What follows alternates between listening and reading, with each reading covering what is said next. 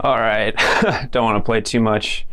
Yeah, so I'm just up here playing around with my new home theater system I got picked up.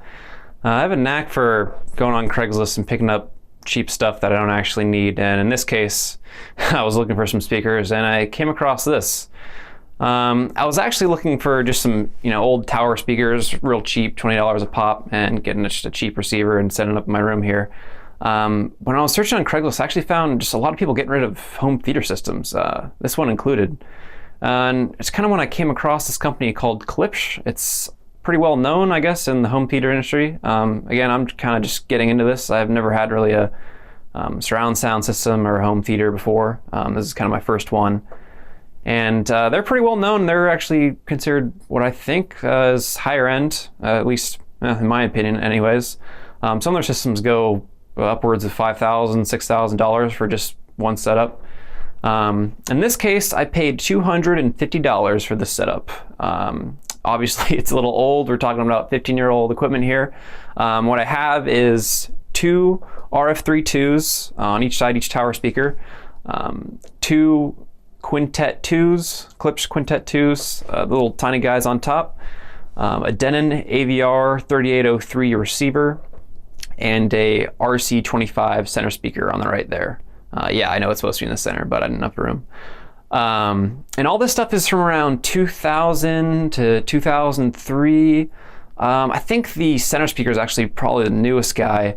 I think they stopped making that a little later than everything else. But yeah, everything's pretty old. That's why I was able to get it for so cheap. And for me, this being my first setup, doesn't really matter to me much. It's better than your computer speakers or headphones, so I'm kind of just happy to have it in here.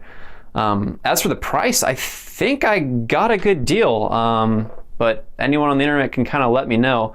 I kind of just want to put this video up there for anyone who's thinking about getting into home audio, home theater systems, surround sound, doesn't want to break the bank and is thinking about getting something old.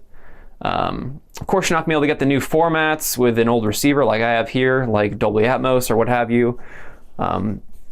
But from what I understand, I should be able to get, the older, just basic 5.1 standards. I don't have a TV right now, so I can't test any of this. And like I said, I'm kind of new to it, so we'll see. And I'll maybe give an update to you when I do. But yeah, you can get into home audio for pretty cheap with high-end equipment.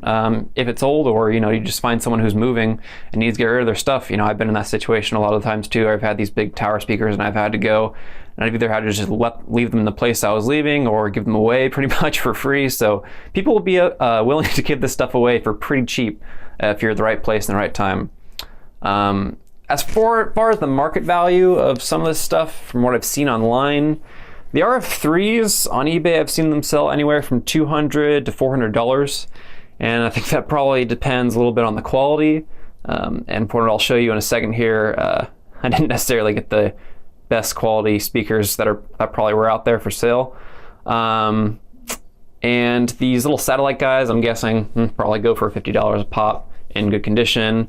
A receiver like this, you can probably find for $50 to $100. $100, you probably find something a little newer. And a center speaker, I'd imagine that'd probably be $100 too. So overall, not a bad deal. But let me just show you kind of probably why I got some of this stuff for so cheap in the first place.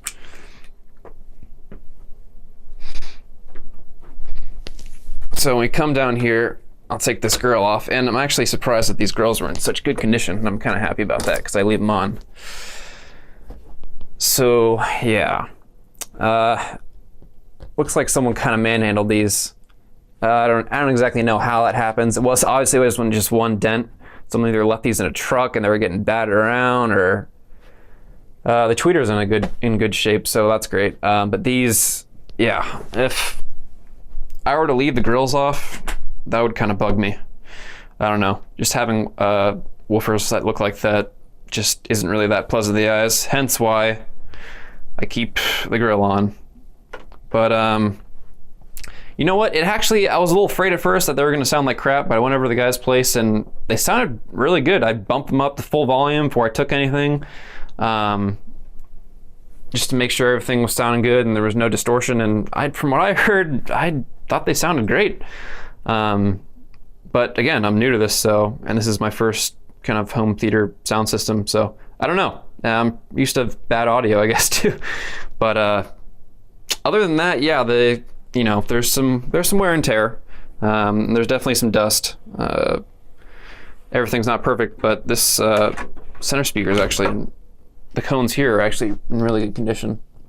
So that's nice. So I got my money's worth there, definitely. But I'm probably gonna keep the grill on anyways, like I said, so it won't matter. But like I said, yeah, this is just kind of me showing off what I picked up. I tend to do this a lot, picking cheap stuff off Craigslist, and I just wanted to show this off for anyone who's looking for something similar, just so they can get an idea of price and what they should be looking for. In the future, probably be setting up those satellite speakers on poles and getting a sub. Yeah, you might be noticing there's no sub here, unfortunately, and you can really tell when you're listening to music. It just, something is missing from the audio. At least I can tell, having subs most of the time in my life, either whether it's in my car or in my room. When I listen to music without one, you know something's missing. If you're just an average listener, you might not be able to tell, but if you're used to having one, it's hard to get back to not having one.